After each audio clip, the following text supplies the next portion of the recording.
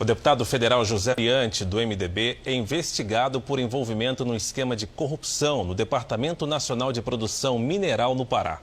Ele indicou servidores que foram presos, acusados de cobrar propina para favorecer mineradoras no estado. O inquérito está em andamento no Supremo Tribunal Federal e apura também a denúncia de que o deputado seria o sócio oculto de empresas beneficiadas no esquema descoberto pela Polícia Federal. José Priante integra a chamada Bancada da Lama, parlamentares que defendem os interesses das mineradoras no Congresso Nacional. O Pará é um dos maiores produtores de minérios do país. O Departamento Nacional de Produção Mineral era o órgão responsável pela concessão e fiscalização da mineração no Brasil. As autorizações para pesquisar e explorar os recursos minerais no país eram responsabilidade do órgão que foi substituído pela Agência Nacional de Mineração em 2017.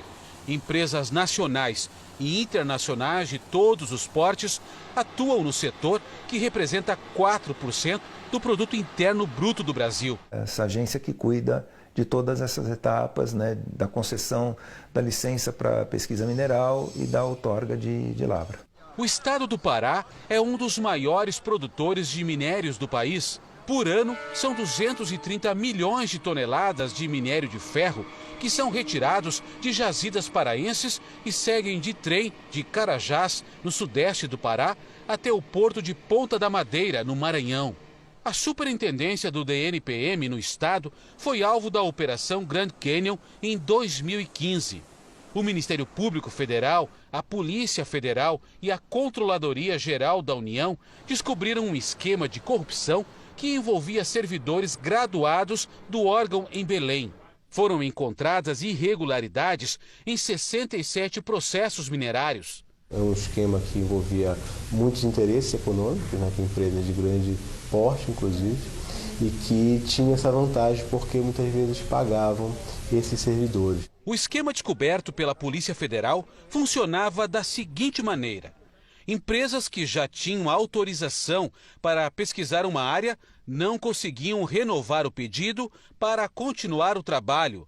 Funcionários do órgão manobravam para impedir a renovação e liberavam as mesmas áreas, já mapeadas para concorrentes. Ganhava a empresa, ganhava o servidor, e só que se perdia a legalidade, evidentemente, e outras empresas que poderiam ter interesse nunca conseguiam, porque havia sempre uma rotina de se beneficiar algumas empresas. E muitas vezes isso era feito mediante acertos também.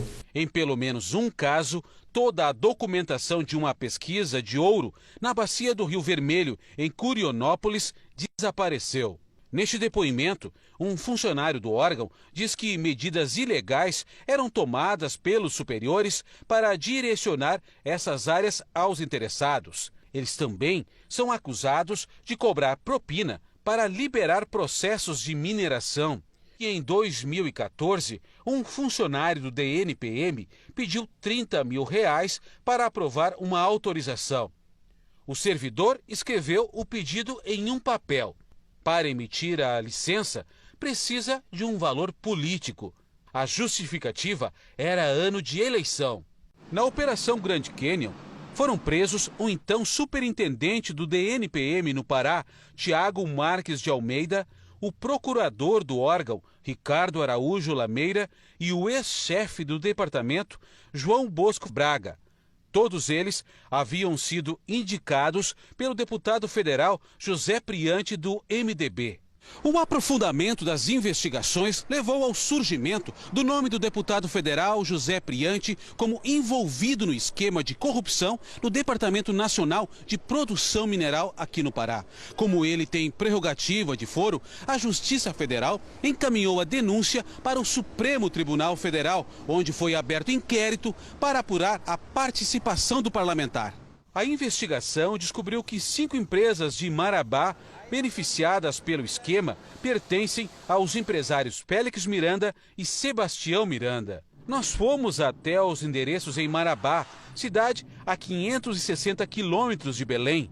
No primeiro endereço, funcionariam 2 empresas. Eles teriam conseguido a concessão de áreas já pesquisadas por outras empresas para exploração de ouro e diamante.